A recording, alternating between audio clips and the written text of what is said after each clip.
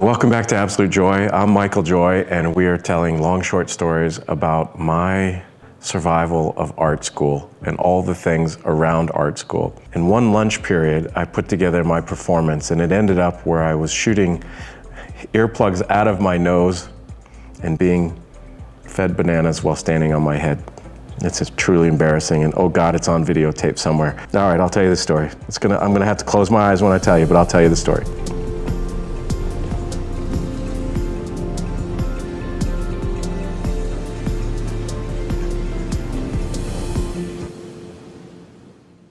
Okay, so in art school, 4D is for the craziest. These are people who want more attention than I know what to say about. I mean, just go to acting school or something. But 4D was truly about you can leverage your insanity and be okay. And if you like castrate yourself on stage, people are like, very nice, very nice. It was weird. It was a very weird culture. And I remember I was being told from a friend of mine who was also in 4D, and they're like, yeah, they didn't know what to do with this girl. She got up there and she got really into this movement piece and dancing, and then she pulls out a knife and she starts stabbing the floor. And they're like, I said, were they worried she was gonna stab somebody? And they're like, no, they were worried about the floor. She chewed up that really expensive dance floor. And I'm like, yeah, that's art school, man. That's crazy stuff. Now, I had a different form of crazy. My form of crazy in performing arts was I was full of resentment and I wanted to shock people, just with my distaste for it. And I think the students knew that because there was this one Egyptian student there, and she called upon us, and one time she says, I would like you to play God in this performance, and you stand behind the screen. Oh man, what a setup. So I'm like, come on, can't you choose somebody else? And she's like, no, it's good, you know, you got a deep voice, go for it. So I'm standing behind the screen, and then people start asking me like these really life questions. I don't have a freaking answer at all. And so I just make up stuff, and their critique of the performance was about me, not her. I'm like, it's her performance. They're like, yeah, but your answers weren't really good. I'm not God. You expected some art student to have the answers? I'm like, Jesus, joke is on you. You know, come on, what are you talking about? And I remember when I was asked to do my first performance, I was so mad at the crowd. They said, okay, Michael, it's Lynn. Lynn was the teacher's name. She said, okay, Michael, it's your turn. And I said, okay. In my mind, I'm like, game on, you sorry sons of bitches. I'm like, okay, I'm gonna need all the girls to sit over here, all the boys to sit over here. So they separate. I said, okay, now if you're first year, I need you to be here. So, okay, it's fourth year. So, okay, oh, you guys, you know what? It's too heavy over this. So I just arranged the class for about 7 minutes. And then I said, that's my performance. I said, don't f with me. So they were warned. The teacher was like, ha. And I'm like, you said anything goes. So she said, I'll expect more from you in your next performance.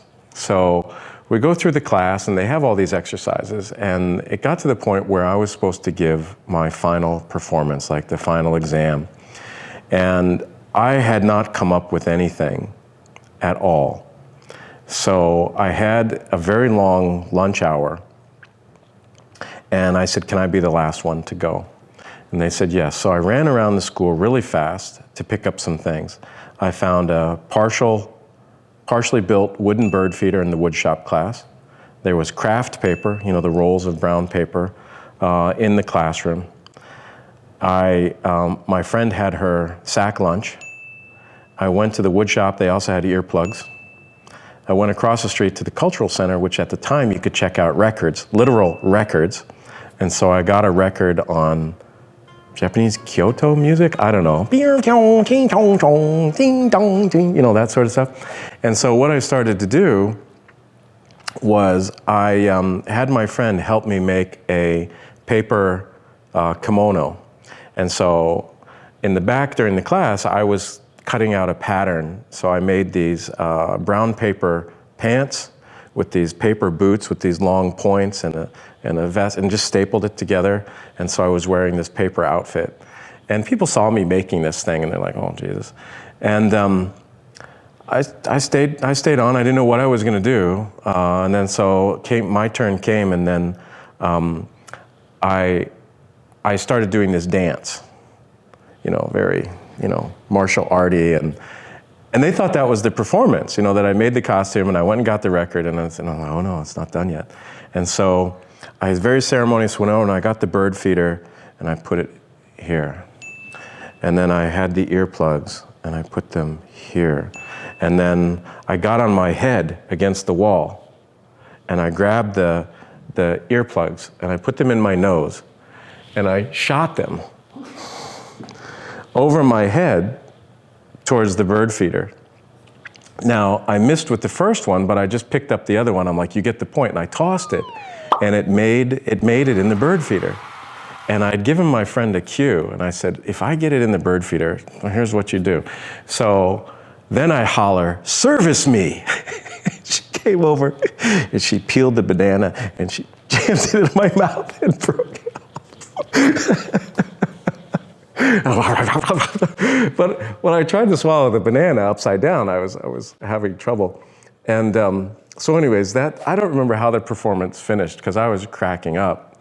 And so we talked about it. I don't remember what was said at all about the critique, because you have to realize that every movement that I made, I was ruffling in this paper kimono. And I even remember when I knelt down to set up my birdhouse, and I had these big, long, pointy boots, and I had to fold them under. And everything was very ceremonious, and it was very spit spot, I have to say. I had good moves in those days.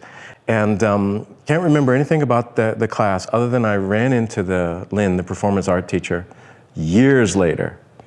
And she's like, hi, Michael. And I'm like, Lynn? What? She's like, I remember.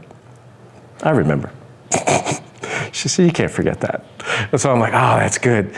Well, the alternative to that performance is I was simply going to tape someone to a post, but I didn't think that was going to get very far. Anyways, yeah, so Fran Signorano, Fran, I know you moved to Florida. Fran ended up designing Katya's wedding ring, actually. She was a jeweler, but she has the videotape of this.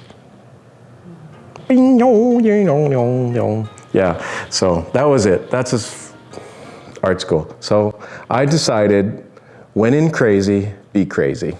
So that's what I did. That's brave. That is very brave. Is it brave? The service me got them. That got hilarious because, What was the reaction of the audience? They were very surprised when I shouted that, and then they peeled the banana, and it was so overtly sexual. And I was, I'm not gay, so it was even funnier.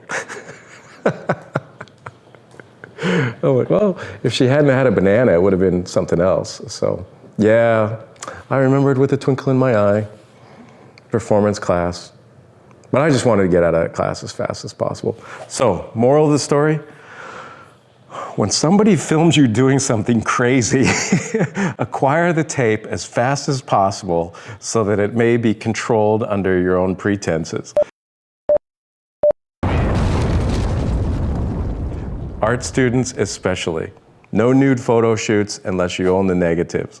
Oh my God.